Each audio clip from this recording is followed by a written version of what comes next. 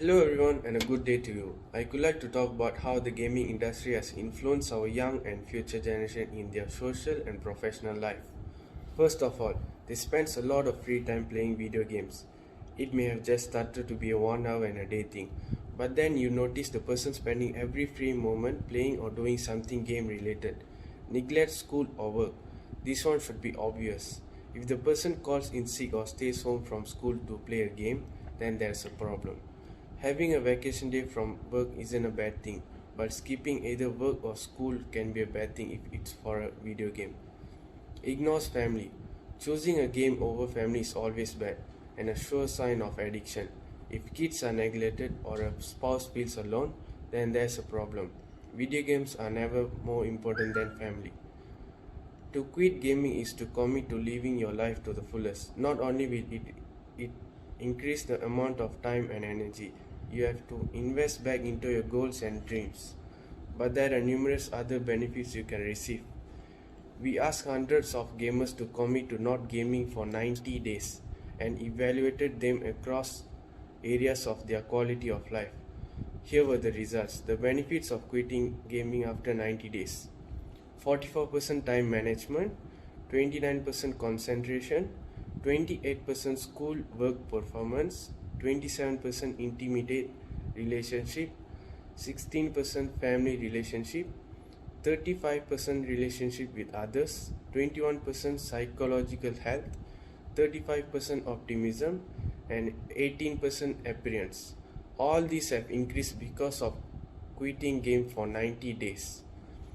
You can change the world when you find passion and begin to develop skills in your chosen career. People begin to take notice of you and will begin to pay attention to your opinion on matters in which you show proficiency and expertise in.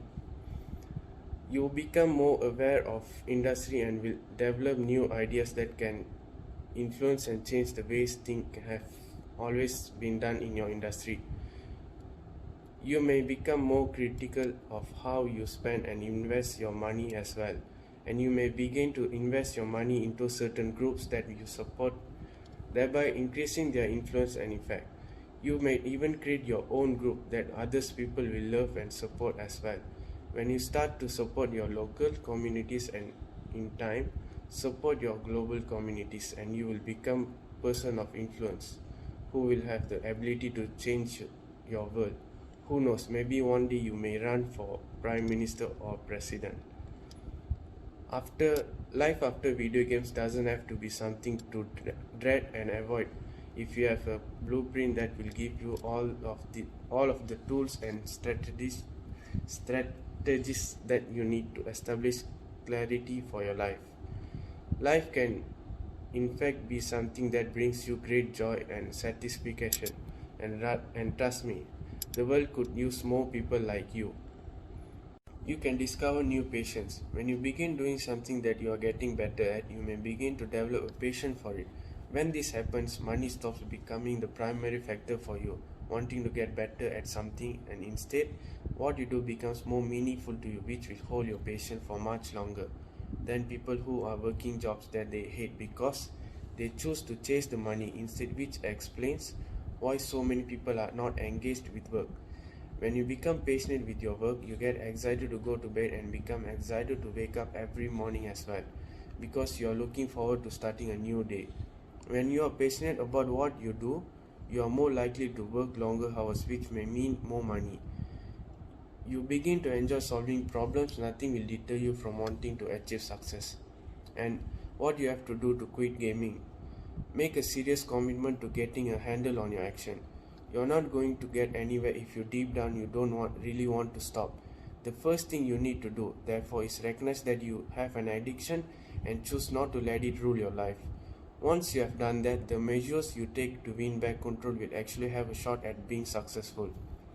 Making up your mind to quit gaming, or at least cut way back, is a lot less difficult if you consider the way it's negatively impacting you.